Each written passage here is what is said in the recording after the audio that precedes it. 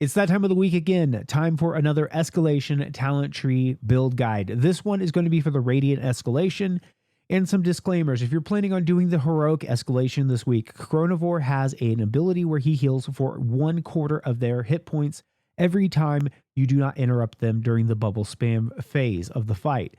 This makes the Radiant Heroic Escalation the hardest of all the Heroic Escalations. But let's get your talent points ready to go so you can start farming up either the XP you need to get to 25 in your Radiant Escalation, farm that awesome legendary gear, or try to get that Heroic Escalation done this week anyways. For our first 3 talent points, we're going to put those into Zai's Revolver.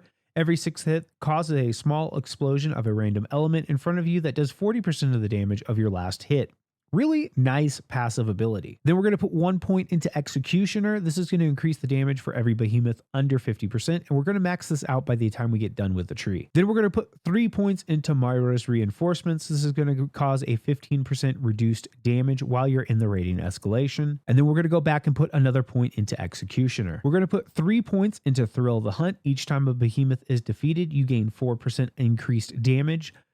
Disclaimer on this one, like always, if you do not get this round 1, do not bother picking it up. Next up, we're going to put a point into Pack. You take an additional 20% damage from each attack. Each round, gain a random pack bonus, be it health, lifesteal, damage, or attack speed. Really nice thing to grab, but just keep in mind you are going to take more damage. Then we're going to put 3 points into Cat's Masterclass.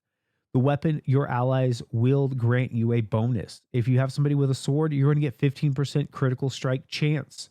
If you've got somebody with a hammer, you're going to get 15% stagger damage. If somebody has an axe, you're going to get damage. If somebody has a war pike, you're going to do 15% more wound damage. And if they have chain blades, you're going to get 15% attack speed.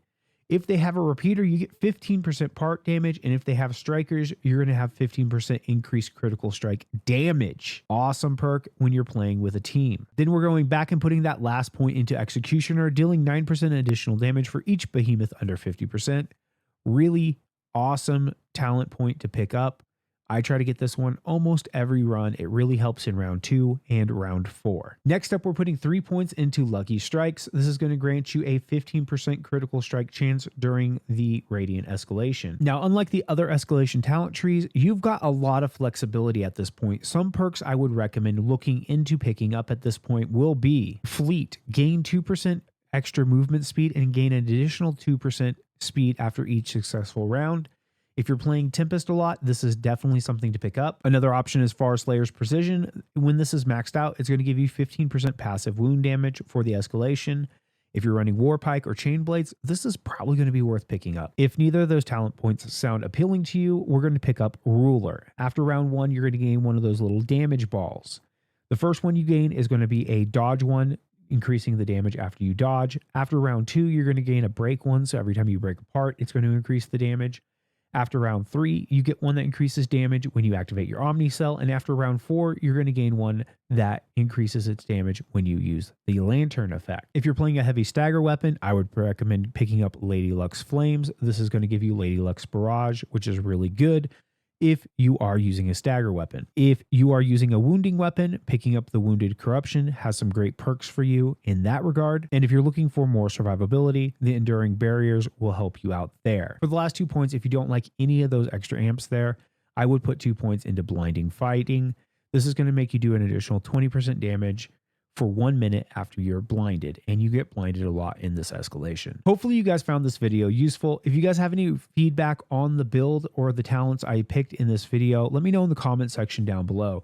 We've got one more video in the Escalation Talent Tree Guide video to go, and then we're going to be starting a new series that is a beginner's guide to Gauntlet, which is also going to be accompanied by build videos for each weapon and their roles to help your guild get from level 1 to level 160 and beyond. If you guys are interested in that video series, don't forget to hit the subscribe button to check out those videos as soon as they come out. And if you guys have a weapon you'd prefer to see in one of the earlier videos in the build guide, let me know in the comment section down below. If you are a newer player to Gauntlet and you're still trying to farm those legendary items from Escalation, I'll leave a video right here that has a build guide to help you farm escalations without any escalation gear whatsoever.